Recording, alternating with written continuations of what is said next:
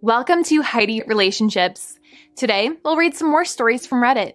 But before we start, I would really appreciate if you could subscribe to the channel, like the video if you enjoyed it, and maybe leave a comment down below. That would help the channel a lot. Thank you very much in advance.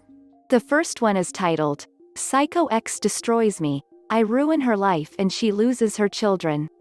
The following story occurred over the course of 13 to 8 years ago, and I apologize preemptively for the length, because it is a bit involved. I was in a relationship for 9 years with a girl I met in college. We broke up on the cusp of my 29th birthday. While breakups and divorce are never trauma-free, this one was as close to that as I believe is humanly possible to get. There were no fights and minimal drama, and I moved to a new city to get a fresh start and be nearer my dad, stepmom, half-sisters, as I'm close to them and it was nice to have family during this. Get an apartment, start over, everything's good. Then I meet her. Things with her seemed good at first. She was the polar opposite of my ex. She's quite yet nice, had her life relatively together. My first wife was very unfocused and horrible with money. Physically a complete contrast. Wild in the bedroom. I thought I had hit the jackpot. Anyhow, I fall for her hard. We have a whirlwind romance, move in shortly, and we have this glamorous life where we make good money. She was a corporate accountant. I had a decent small business. We're pulling in $150K plus combined, renting a luxury apartment. One car paid and the other brand new, no kids. Things are great, except that we drink too much together and some other underlying issues I'm blind to at the time. We get soused one night and drive to Vegas and get married on the Strip after 6 months of dating and 9 of knowing each other. The ink is barely dry on my divorce papers from version 1.0, but no matter, I'm in love. My family likes her overall. Her family loves me. We adopt cats. We talk about trying to have a kid. We upgrade our life and take on more debt. Just as the housing bubble bursts and the economy tanks, she loses a couple jobs due to her inability to show up on Mondays, and I start losing clients as the ones I have start cutting their advertising budget, my field. Things start to get pinched, and she first starts complaining, then gets petulant, because now we can't spend the way we used to, the quarterly mini vacations dry up. Plus we're cooking at home instead of going out to eat 4x a week. We basically stop having sex a little more than a year into the relationship. Didn't realize it then, because I was dumb and love blind, but she cheated on me during this period. Realizing what we're up against with our normal bills plus our credit cards, I go out and get a job bartending at a posh resort. The only other real skill I have at the time that's marketable. I get 2 other part-time gigs to help make ends meet. She still complains and throws me an ultimatum before I even start getting paychecks, laying the blame at my feet. I say fine, screw this then. Had we stuck it out even a few more months, things would have started to turn a financial corner. Instead, she goes full two-faced, mean-spirited witch on me. The night we first fight, she attempts suicide by scratching her wrist with a Leatherman, then calls 911, gets admitted to the hospital. I arrive home to cops telling me this, and has the security guard toss me when I show up to see if she's okay because she doesn't want to talk to me. I use the quotes because there was a small collection of firearms nearby I bought for her target shooting hobby which were untouched, so it was obviously just a ploy for attention. We basically fight for the next week. I give her everything she wants, which includes leaving the house, signing over my new truck to her, and only taking stuff I brought into the relationship, basically enough to fill a small storage space. She's financially pinched, so I sell my office furniture for cash and don't even touch the bank account. Just take my biz money and 1cc I got separate from her. I go to the Bay Area for a few months, financially struggle, don't get the job I was sure was on lock. During this time, I have this revelation one evening: I drink too much and that it's caused a load of problems in my life, so I quit, and I haven't touched a drop since. Broke and realizing nothing I try is working, I come back to town, live with my dad for a month, find a roommate, then a crap retail job. My business has dropped from 7 to 8K per month at its height to now around 500 mo. I bike everywhere because I can't afford a car, and my credit is toast partially due to her love of spending on plastic, so I'm facing bankruptcy. I'm 31, and this is really humbling.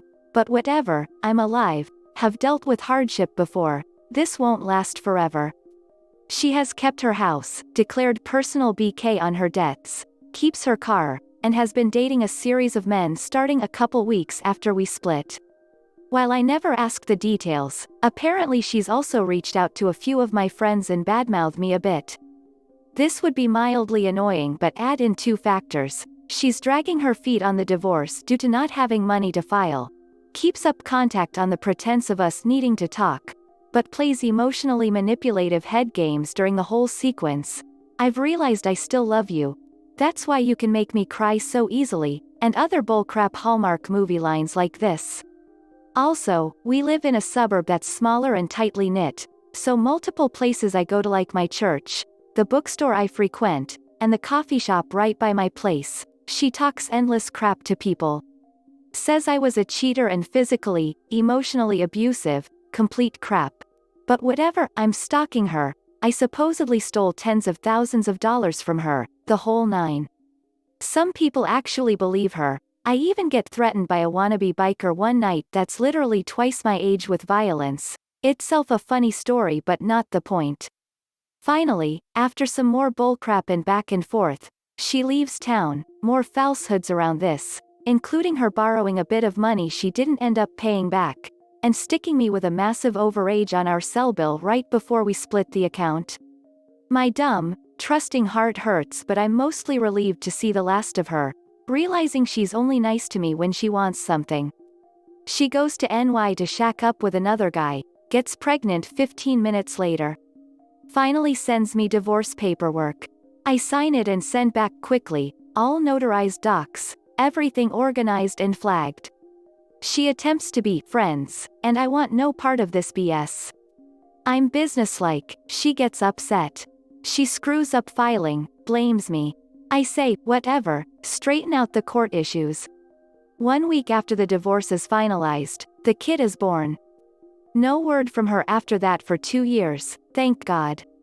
I get a new career, start advancing in it, and start dating a new woman that I'm still with 10 years later. Weirdly enough, they knew each other, and she didn't like her, partially because one of my ex's infidelity partners was her ex-husband, during a time they were exploring patching things up for the kids' sake. Though there were multiple reasons for her distrust, apparently she always gave my wife an icky intuitive feeling. So, flash forward 2 years. I get a call from my current squeeze. She's just talked to a friend who was also a very brief roomie of her, after our split. She's breaking up with the baby daddy. There's a custody fight. He's saying he doesn't know if it's his. Will I help her? Well, it's the right thing to do, so even though I don't trust or particularly like her, I say yes. I get the call, and a sob story. Most of it doesn't add up. He took the kid, but thinks it's actually mine. To prove paternity I'd need to come to NY and take a paternity test at one of their facilities. Also he hit her, put a GPS tracker on her car. Brother is a Russian mobster who threatened her, all very far-fetched.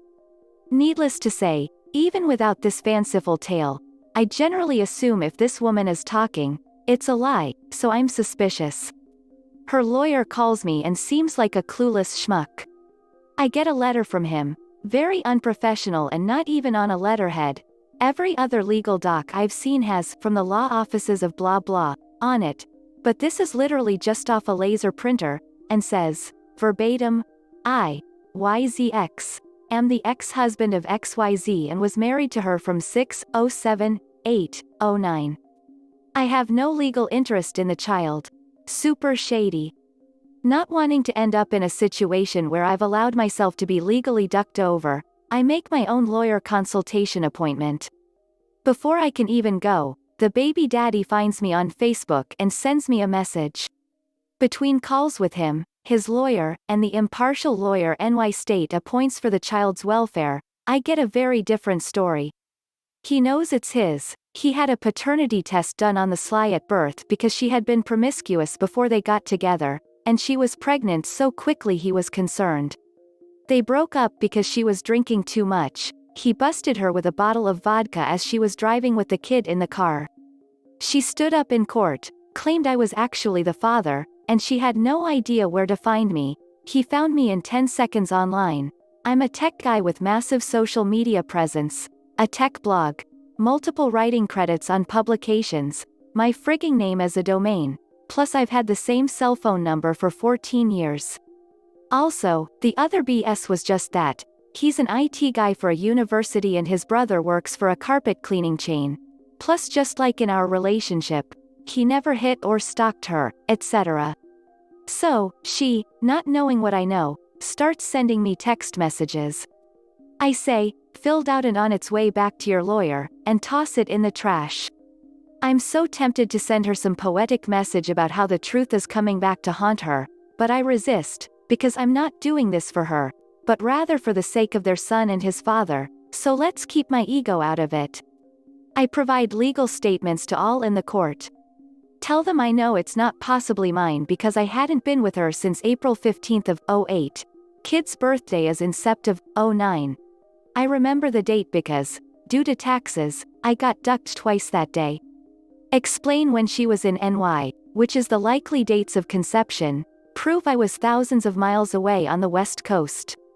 Tell them to look through her social media, where she meticulously tagged herself and took tons of pictures of even their mundane locations. Provide a blood sample to a local lab. Tell them salacious details about her drinking and occasional drug use, including her abused prescriptions and a previous hospitalization where she was held for psych eval due to taking way too many pills. Court comes, and she gets blindsided. Stack of depositions and a collection of statements from me were what sealed the deal, apparently, and the incredibly stupid game she was running is fully exposed. Gets no custody, no support, supervised visitation once a week. I run into her ex-roomie, upset, but instead of giving her attitude, I just calmly tell her the scam J__ was running, then let her pull out of me the truth about our split. She's flabbergasted, but also a horrible gossip, so it gets around town like wildfire. People I barely know, including the aforementioned biker, all come up to me and apologize for misjudging me. I'm years past the stage of having any morbid curiosity to check her social media, but every few months she pops up as a suggested friend, and I notice bemusedly the number of mutual friends plummets from triple digits to eventually 3. Baby's father sends me a massive Amex gift card for Christmas, as much as I make in a week at the time. I call and tell him I don't know if I can accept it. I don't want him or anyone to think I did this for a reward. He virtually begs, saying, "You helped save my family. This is nothing in comparison." Thank you. We break down crying on the phone, and eventually form an odd, distant friendship based on mutual respect for each other. I even had dinner with him a couple times when I had to go to NY for biz over the years, and I always buy, because the poor guy has done enough and gone through enough having to co-parent with this train wreck. To this day, she's apparently struggling to stay sober, alcohol and other substances, and has minimal involvement in her child's life due to her inability to show up when expected. Baby daddy tells me she's been in legal trouble, financial issues up the ass, and a string of boyfriends that never last more than a few months. I'm doing well, got married again 3 years ago, raised stepchildren, am reasonably financially successful, and rather like my life. Granted, a large part of this story is just karma in action, but I feel like I did the right thing, wasn't petty, and what I did do hit her where it hurts. The next one is titled, I Ada for being a stay-at-home parent and going back to school? My wife has an incredible work ethic. Neither of us is college educated but managed to be professionally successful the majority of our adult lives. My wife has worked since she was 15 and really defines herself by the work she accomplishes. She worked right up until she gave birth even though she didn't really need to. We had been planning for her being at home and my job had amazing insurance, so the hospital bills were manageable. After our daughter was born, my wife went back to work after about 2.5 months. She was going crazy being at home with the baby all the time. I was working from home full-time. My job was very demanding, and I had a lot of clients. I was unavailable from 8 until 6 every day. This was hard for my wife. I was technically home but really needed to focus on my job, so wasn't much help. I instead took on dinners and laundry and cleaning, and whenever the kiddo woke up at night I was the one that got up to let my wife sleep. We were both incredibly sleep deprived. That's just how it goes with newborns. When my wife went back to work, we couldn't afford childcare and my wife essentially said, "You're home, you're on deck." I went from working 50 hours a week to working 50 hours a week while taking care of my daughter full-time. My work suffered, my relationship with my clients suffered, my marriage suffered, and I was still getting up at nights because my wife would just sleep through our daughter crying. The company I worked for was sold a year later. I found work here and there that let me be home with our baby during the day, but knew I couldn't work full-time from home again and take care of the baby. My wife suggested I stay home. She got a new job with insurance for her and our daughter, but my insurance went away. I was stuck. My wife wasn't going to change her job plans and made it clear she wasn't up to being the stay-at-home parent. We couldn't afford childcare, couldn't afford insurance for me, couldn't let me find work that would help pay for that stuff. It's been about a year, and other than the occasional seasonal gig, I've been the stay-at-home parent. My wife constantly uses this against me when I ask her for things. "You don't be in any money, you don't understand the stress of being the sole provider." This really hurts. She didn't really give me a choice here, but makes me feel awful for being home and won't combine our finances so I can help budget. I'm going back to school in September. I arranged everything to make it possible, but my wife has been telling me what a terrible idea it is. My parents are paying for it and providing childcare 2 days a week. My father has a degenerative disease and won't be able to babysit in a few years. I'll also be able to get some health insurance. Other than asking my wife to watch our daughter 2 weekdays instead of 1, I've made sure she won't have to do anything else. She's literally just moving one of her days off. But she's making me feel horribly selfish. Aida? Edit. I never really thought of my wife's behavior as abusive, but that seems to be the general consensus so far. I never even considered that financial abuse might be a thing. I'm not sure what to do. Right now, I'm leaning towards trying to make my wife aware of what she's doing and how it is affecting me. Reading your comments has been a little therapeutic. A lot of this stuff feels like things I've known in my head but have really been afraid to acknowledge. If my wife refuses to address these issues with me, I'm genuinely afraid of what that means for my family. Thank you to everyone who has responded up to now. I've been doing a lot of uncomfortable reflecting and have more to do, I'm sure, but this was helpful. A user in the comments said, "NTA. You both have a right to make decisions based on your own needs as well as the kids, and if full-time stay-at-home isn't working for you, your wife has no business treating you like an indentured servant." There was another post today where the husband was trying to volunteer his wife into homeschooling the kids when she fervently did not want to. That wasn't okay either. I suggest marriage counseling so you and your wife can relearn the fact that marriage is an equal partnership regardless of who brings in the most money, and everyone's mental health needs should be considered and accommodated reasonably. Another user said, "NTA, and frankly your wife sounds controlling and abusive, essentially forcing you to stay home and then guilting you when you try and get an education. She has an obligation to take care of your kid too. Asking her to take care of her own kid for a couple days a week isn't a big ask. You're asking her to be a parent, who is what she should have been doing all along." The next one is titled, "Update. Aida for being a stay-at-home parent and going back to school?" A lot of people in my previous post brought up financial abuse, not a concept I was familiar with. It was incredibly difficult for me to accept that my wife was being manipulative and controlling in that way. I had this notion in my head that any kind of abuse had to be intentionally malicious, and that being kind and accepting and loving meant taking the good with the bad and not judging when someone is unkind to me. In the case of my wife, I really thought that since I understood where her behavior was coming from, how she grew up, that I had to learn to deal with how she acted towards me. It was my problem to solve. I went back to school, despite my wife's disapproval, and also found a job that has given me a scholarship for school. I'm going into engineering. Never thought I'd love math this much, but I really do. Thought getting a job and having tuition covers might stop my wife from being upset about school, but ooh boy, I was wrong.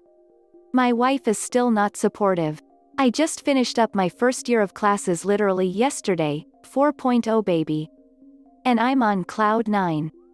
The entire year, all I've heard from her is how little I help around the house, that my job should pay me more, that she can't be expected to do everything, that it's going to take too long to get my degree. Endless. I will always love my wife, but I've realized we're not good together. With the help of my therapist, I've been learning to say what I want and to set reasonable boundaries and expectations, especially with money. I want to be able to co-parent our daughter together, but I'm also very aware that my wife isn't likely to split with me amicably. It's a tough position to be in for me.